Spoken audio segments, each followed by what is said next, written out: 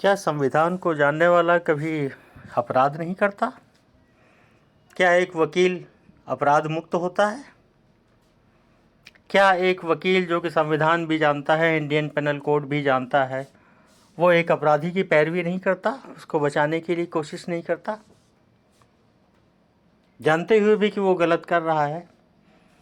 संविधान कंठस्थ है, इंडियन पेनल कोड कंठस्थ है, एथिक्स पता है क्या करना चाहिए क्या नहीं करना चाहिए।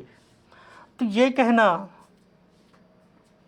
कि वेद कंठस्थ होने से हम सनातनी हो गए, हम धार्मिक हो गए, जब तक हमारा आचरण धार्मिक न हो, जब तक हमारा विचार धार्मिक न हो और विचार आचरण में उतरें, जब तक ज्ञान, शास्त्रीय ज्ञान कोई याददाश्त कंठस्थ करने की विषय वस्तु नहीं है, बल्कि हृदय में उतारने की विषय वस्तु है, ज्ञान का बोध होता है। वरना शास्त्रों का ज्ञान तो रावण को भी था, लेकिन केवल शास्त्रों के ज्ञान से ज्ञान पैदा नहीं होता। जब तक स्वबोध न हो, आत्मबोध न हो, यही आध्यात्म है। हमारे जो मनीषी रहे हैं, उन्होंने बहुत ही बारीकी से इस बात को समझाया है कि हम केवल पूजा अर्चना कर्मकांड से कोई ज्ञान उत्पन्न नहीं होता है।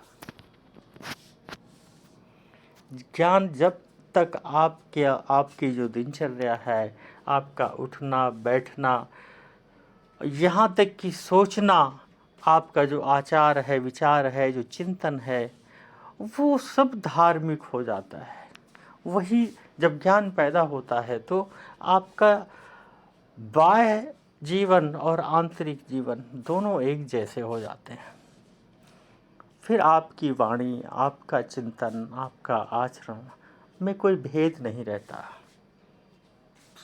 सभी में एक रूपता हो जाती है और आप फिर किसी जाति में आपको कोई भेद नहीं दिखता है, क्योंकि सभी उसी का अंश है, सब वहीं से निकल रहे हैं, सब उसी के अंश मात्र हैं। इसका मतलब ये नहीं है कि सब वही हैं, सभी भगवान नहीं हैं। हाँ, भगवान का अंश है। जैसे चिंगारी निकलती तो है अग्नि से, लेकिन अग्नि नहीं हो सकती। अग्नि का एक छोटा सा हिस्सा है, वो चिंगारी है। उसमें हैं सारे वही गुण मौजूद जो एक अग्नि में है, लेकिन फिर भी हम चिंगारी को अग्नि नहीं मान सकते।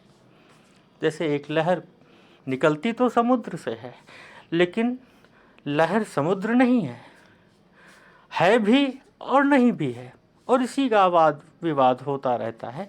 लेकिन एक बार समझ लेने के बाद कोई विवाद नहीं है, तो हम वही ब्रह्म हैं अगर हम ये समझ लें।